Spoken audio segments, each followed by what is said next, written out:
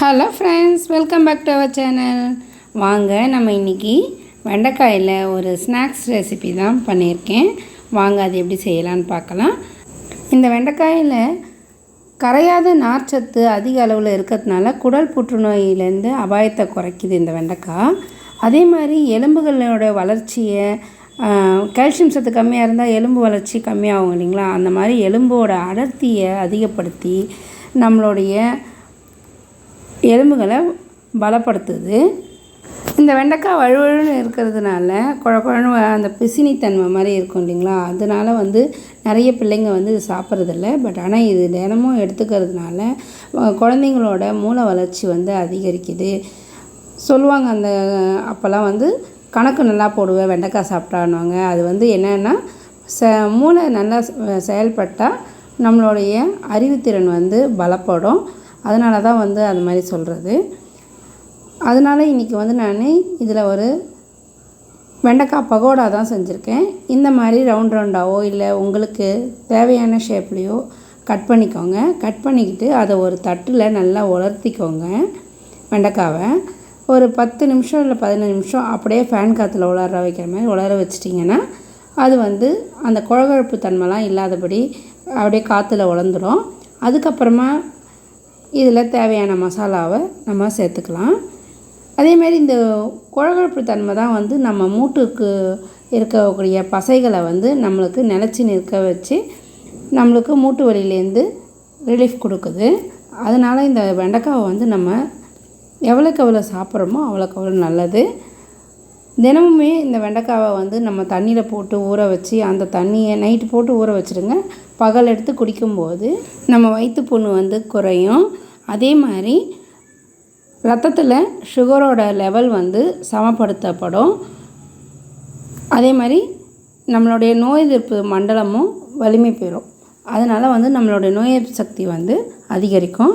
இப்போ இந்த மாதிரி ஃபேன் காற்றுல உலர்த்தி வச்சுருக்கோம் இல்லைங்களா, அந்த வெண்டைக்காயை அது கூட இப்போ நம்ம ஏன்னா அதில் ஈரத்தன்மை இருக்கும்போதே நம்ம இதெல்லாம் போட்டோம்னா அதில் ஒட்டாது. அதனால் மசாலாவை அது காஞ்ச பிறகு போட்டால் தான் ஒட்டும். அதனால் 1 டீஸ்பூன் அரிசி மாவு, 1 டீஸ்பூன் கடலை மாவு, அரை பழம் எலுமிச்சம்பழம் இருக்குதுங்களா, அதில் கொஞ்சமாக ஒரு அரை டீஸ்பூன் அளவுக்கு அதை விட்டுக்கிட்டால் போதும் சாறு.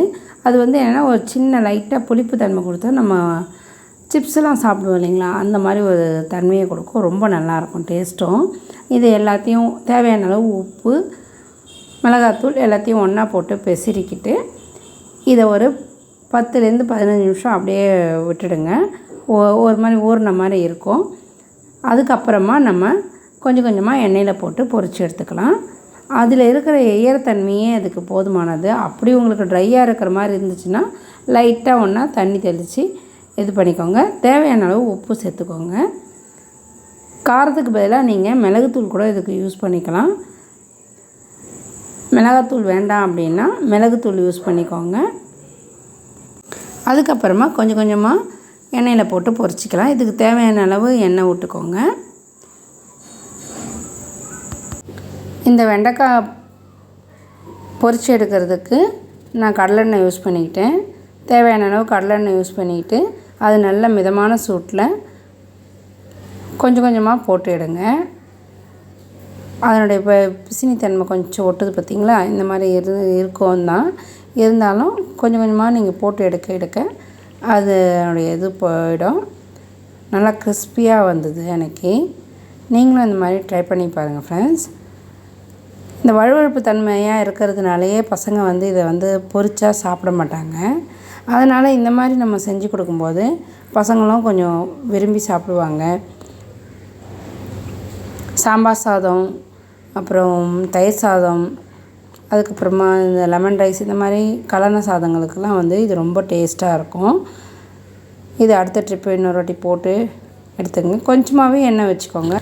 ஓகே ஃப்ரெண்ட்ஸ், இந்த கிறிஸ்பியான வெண்டைக்காய் பகோடா எப்படி இருக்குதுன்னு சொல்லிவிட்டு கமெண்ட்ஸில் சொல்லுங்கள் ஃப்ரெண்ட்ஸ். இந்த வீடியோ பிடிச்சிருந்தா ஒரு லைக் பண்ணுங்கள், ஷேர் பண்ணுங்கள், மறக்காமல் சப்ஸ்கிரைப் பண்ணிவிட்டு பக்கத்தில் இருக்க பெல் ஐக்கானையும் கிளிக் பண்ணிடுங்க ஃப்ரெண்ட்ஸ். அப்போ தான் நாங்கள் போடுற எல்லா வீடியோஸும் நோட்டிஃபிகேஷனில் வரும்.